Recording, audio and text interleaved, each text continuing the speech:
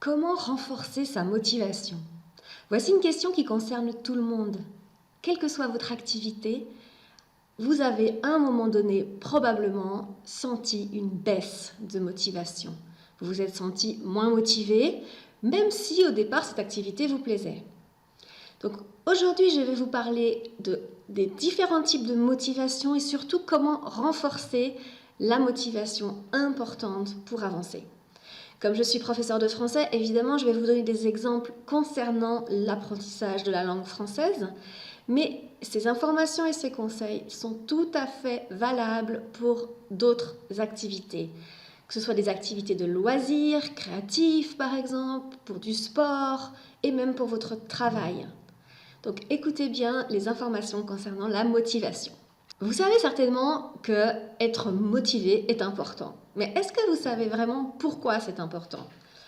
En fait, c'est important d'abord par rapport à votre investissement, c'est-à-dire le temps que vous allez consacrer à votre apprentissage, l'énergie aussi que vous allez mettre dans cet apprentissage et l'argent que vous allez éventuellement dépenser pour cela. Donc, si vous êtes motivé, vous allez vous investir beaucoup plus facilement.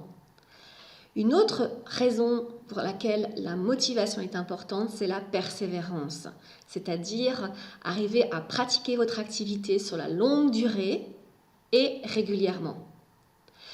Ça, c'est un point qui est très très important pour toutes les activités. Donc, si vous êtes motivé par l'apprentissage du français, par exemple, vous aurez beaucoup moins de problèmes pour y consacrer du temps, de l'énergie, de l'argent et être persévérant.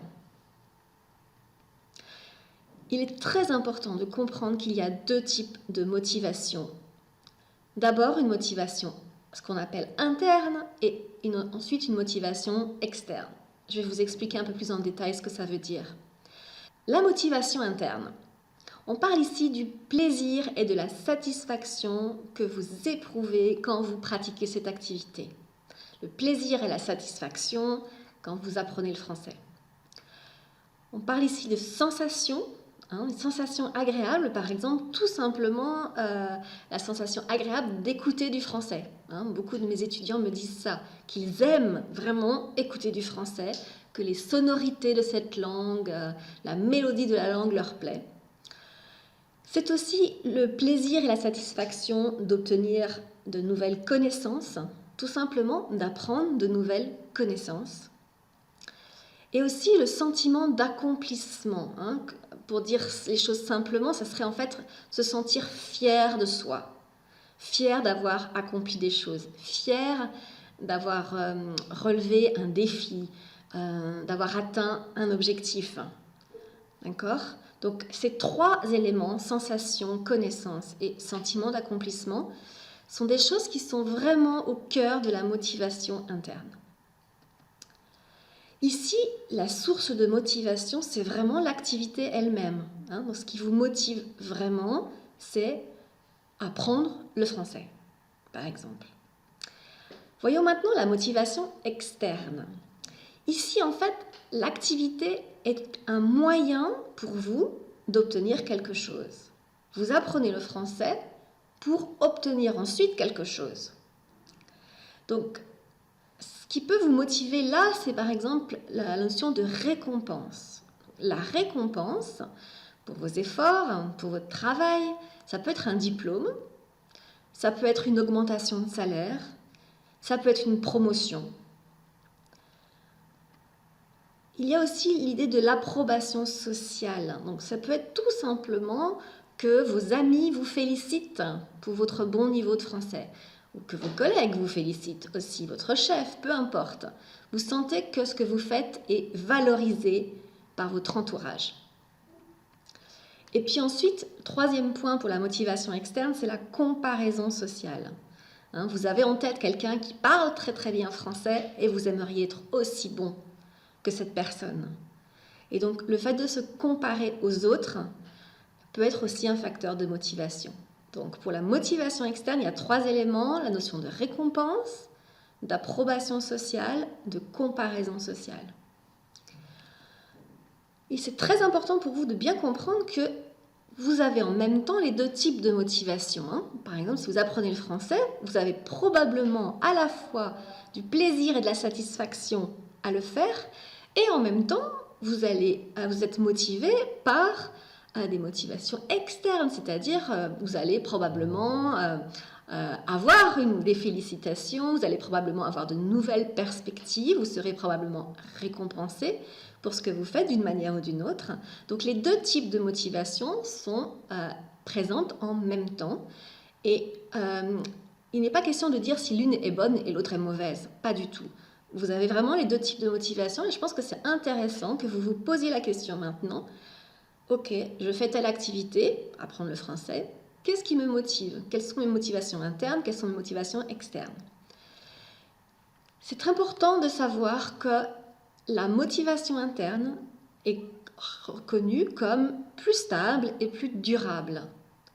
D'accord? C'est pas qu'elle est meilleure en soi, mais disons que quand vous avez une motivation interne, vous avez beaucoup plus de chances de pratiquer cette activité longtemps, longtemps et de manière régulière, ce qui est fondamental en particulier quand on apprend une langue, évidemment. Donc, ce qui est important ici, c'est savoir comment renforcer cette motivation interne. La première des choses, c'est le plaisir. Vous devez absolument vous interroger sur comment avoir plus de plaisir à pratiquer cette activité. Si vous sentez une baisse de motivation, par exemple, renforcez les activités qui vous font plaisir. Sur mon blog Nathalie Fleu, j'ai donné beaucoup d'exemples d'idées, de ressources pour pratiquer le français avec plaisir. Par exemple, apprendre avec les chansons, apprendre avec la cuisine, etc. Avec l'actualité. Donc, je vous invite vraiment à aller sur le blog. Je mettrai les liens dans la description de la vidéo pour découvrir ou redécouvrir ces articles et ces vidéos. Ainsi, vous allez avoir de nouvelles idées pour pratiquer avec plaisir. Ensuite, un autre élément très important est le sentiment de compétence, c'est-à-dire vous sentir bon, compétent dans ce que vous faites. Et donc pour cela, il est très très important de pouvoir mesurer vos propres progrès. Donc là, je parle vraiment de vous entre un moment A dans le passé et le moment B aujourd'hui. Donc par exemple, comparez-vous avec l'année dernière à la même époque. Okay. Qu'est-ce que vous faites de mieux aujourd'hui par rapport à l'année dernière, à la même époque? Vous comprenez mieux, vous parlez plus facilement, vous avez plus de facilité à écrire, peu importe, essayez de regarder qu'est-ce que vous faites mieux. C'est très très important pour renforcer votre motivation. Ensuite, c'est le troisième point important, le sentiment d'autonomie. Ça, c'est quelque chose qui peut être très puissant pour renforcer votre motivation, vous sentir acteur de votre apprentissage. Vous êtes dans une démarche où c'est vous le pilote. Donc, c'est vous qui décidez, qui organisez. Vous prenez des initiatives. Ne soyez pas passif, surtout pas passif. Ne faites pas bêtement ce qu'un prof vous dit, par exemple. Vous devez avoir vraiment une démarche active et personnelle dans votre apprentissage. Donc voilà, c'est les 3 éléments qui me paraissent essentiels pour renforcer votre motivation. Développer des activités de plaisir, mesurer vos progrès et sentir à quel point vous êtes compétent. Et troisièmement, être autonome, de plus en plus autonome dans votre apprentissage. Voilà, j'espère très sincèrement que ces conseils vont vous aider à redémarrer dans votre activité, à vous sentir plus motivé. Mais pour que cela soit efficace, vraiment, prenez 5 minutes et réfléchissez quelles sont vos sources de motivation interne et votre motivation externe. Prenez 5 minutes, une feuille, un crayon et écrivez quelques éléments par rapport aux exemples que je vous ai donnés. Et ensuite, essayez d'appliquer aussi mes conseils sur comment renforcer sa motivation interne. Je vous dis à très très bientôt. N'hésitez pas à vous abonner à cette chaîne pour recevoir toutes les nouvelles vidéos. Et sur mon blog Nathalie Fleu, vous avez la possibilité évidemment de consulter tous les articles et toutes les vidéos concernant mes conseils pour mieux apprendre. Je vous dis à très très bientôt. Au revoir.